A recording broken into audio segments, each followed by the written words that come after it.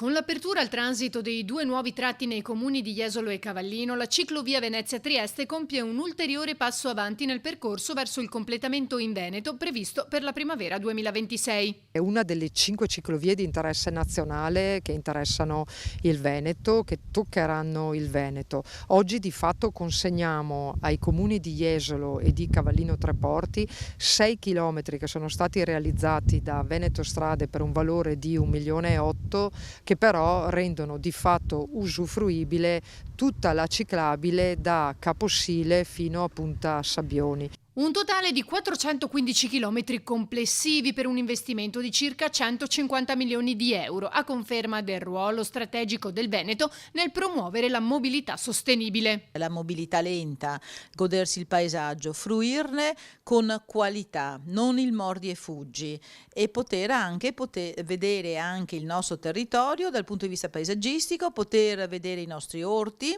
i nostri pescatori, il nostro porticciolo, e poter anche avere un contatto con il territorio a 360 gradi, con i ristoratori e anche con la rete commerciale.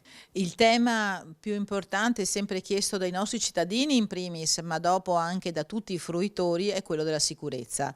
La divisione del traffico, la divisione dei flussi, la messa in sicurezza della viabilità per noi fin dal primo giorno del nostro mandato e ancora oggi, e continueremo, è proprio quella di garantire la sicurezza nella mobilità. Una volta ultimata, la ciclovia collegherà Venezia a Trieste lungo un percorso di circa 280 km, di cui circa 120 in Veneto, attraversando 2 regioni e 32 comuni, di cui 10 veneti. Dal prossimo anno, inoltre, una volta ultimata anche la Treviso-Ostiglia, sarà possibile percorrere in continuità l'intero tracciato da Trieste a Ostiglia.